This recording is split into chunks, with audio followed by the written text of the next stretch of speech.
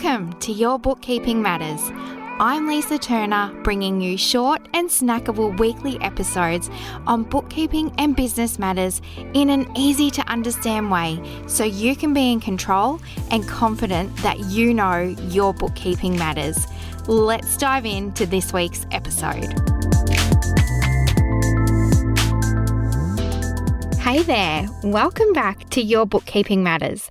This short and snackable episode is without a doubt something I get asked a lot.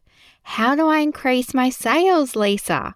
While there is certainly no hard and fast answer to this and no one size fits all approach, let's talk about 5 super simple strategies to help you keep your revenue right on track to meet your growth plans.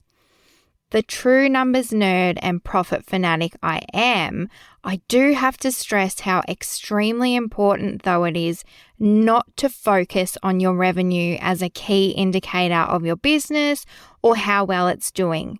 Profit is the key in small business finances.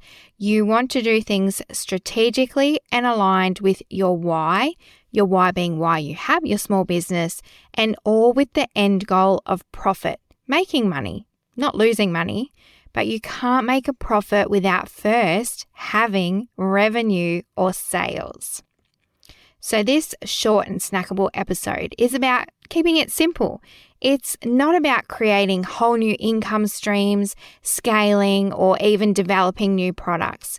A lot of this is about focusing on what you're already doing or not doing on the small things and how you can increase revenue on what you are already working with before you dive into new things, because I love keeping things simple.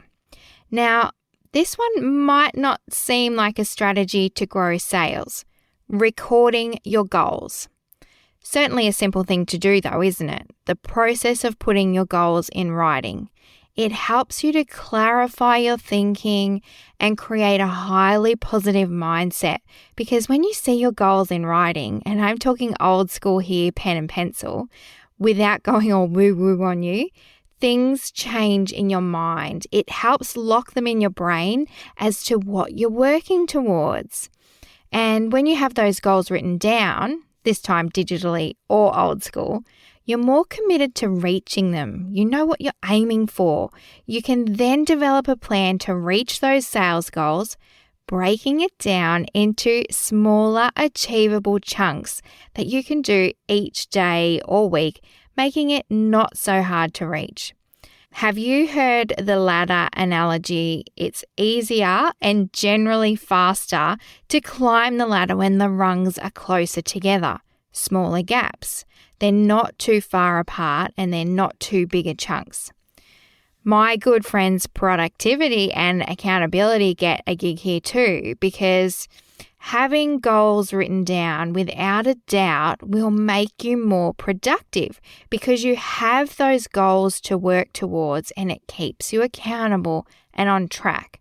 You push yourself to reach those goals you've set, and if you don't reach them, it's your business to do your way.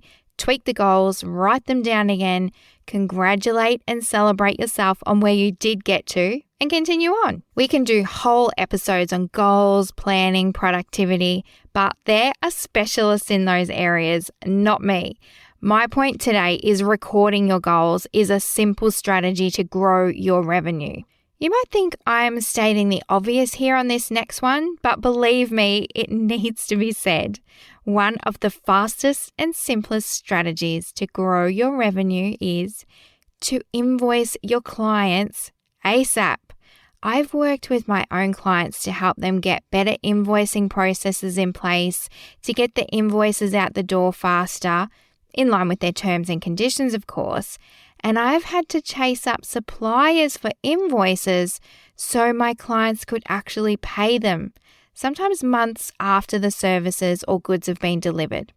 So it happens, and more than you would think. You run out of time, so you send the invoices next week. You use manual systems, so you send goods out before they're paid because you get in too much of a rush, even though it's supposed to be paid up front. Guess what? Your money then takes so much longer to arrive in your bank and into your revenue. Even though you will generally see the money come in at some stage, you want it in as soon as it's supposed to be. Now, there's lots of reasons why invoices might not go out, but in my book, it should be a priority for the sake of your revenue and your stress levels. I've done several podcast episodes on invoicing and automation and similar topics. So if this is an area you need to work on, dive back and check those out.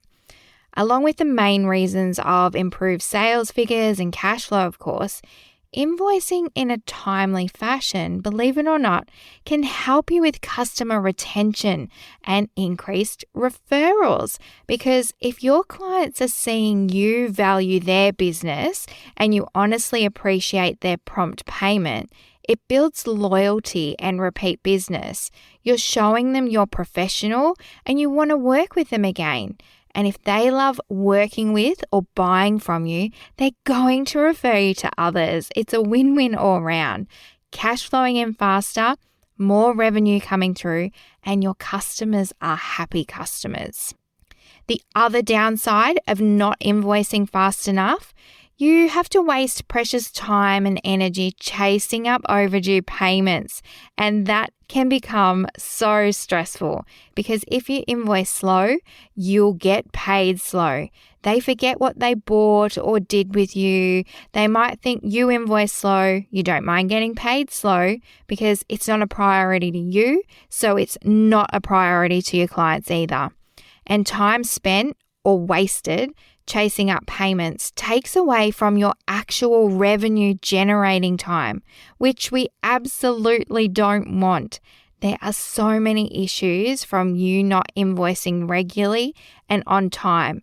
Let's make this one a genuinely simple strategy to grow your revenue by making it a priority to get it done and automate where you can. It might seem counterintuitive to do this next one. Hear me out. Learn to delegate to your team and outsource. But how will this grow my revenue? Delegating and outsourcing is spending money. I've had that come back to me so many times. Well, letting other people do things and support you in different areas of your business is great time management. You've got the team, be that employees or contractors, so lean on them. A hot tip: delegate the work and don't micromanage them. We might talk more about this on another day, but let them do the job you hired them for. This frees up your mind and your time to do the sales generating things you do, talking to potential new customers. With the outsourcing part, again, another huge topic I've also covered in different aspects in previous episodes. A particular one that springs to mind with Hayley from Hallie Helper, how to outsource to get out of your own way. It covers this outsourcing topic perfectly. So if you're wanting to grow your revenue and you don't yet outsource anything at all, dive back. This one has some brilliant tips. I digress slightly though.